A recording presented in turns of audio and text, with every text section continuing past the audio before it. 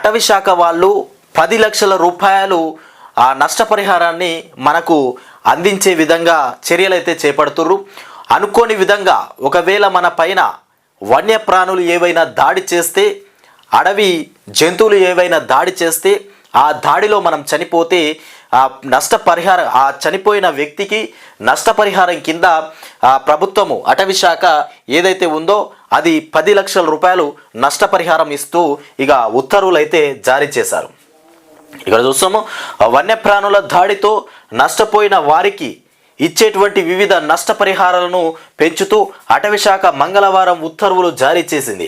అటవీ జంతువుల దాడిల్లో మనిషి మరణిస్తే బాధిత కుటుంబానికి ఇప్పటి వరకు ఉన్నది 5 లక్షల రూపాయలు మాత్రమే ఇక పరిహారం ఇస్తుండగా, కానీ ఇప్పుడు 10 లక్షలకు పెంచింది. ఇక స్వల్పంగా గాయపడితే గతంలో చికిత్స వ్యయాన్ని ఇస్తుండగా ఇప్పుడు గరిష్టంగా 1 లక్ష తక్షణ సాయం కింద రూపాయలు 10,000 ఇస్తారు. చికిత్స వ్యయాన్ని ఇస్తుండగా ఇప్పుడు గరిష్టంగా మన పైన ఏదైనా అడవి జంతువు దాడి చేస్తే దానికి సంబంధించి 10,000 ఇస్తారు. వైద్యం చేయించుకోవడానికి 10,000 రూపాయలు ఇస్తారట. ఇక తీవ్రంగా గాయపడితే గరిష్టంగా రూపాయలు 3 లక్షలు ఎక్స్గ్రేషియా లేదంటే ఇక 1 లక్ష మంజూరు చేస్తారు. ఇక పశువులు మరణిస్తే గరిష్టంగా 50,000 చొప్పున చెల్లిస్తారు. ఇక పంట నష్టం జరిగితే ఎకరాకు ఇచ్చేటువంటి పరిహారాన్ని 6,000 నుంచి 7,500కు పెంచారు. ఇక పాములు కోతులు కారణంగా మృతి చెందిన గాయపడ్డ ఇక పరిహారం అందదు.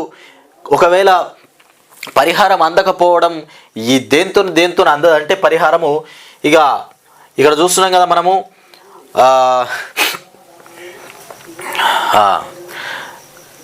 ఏది కోతుల వల్ల పాముల వల్ల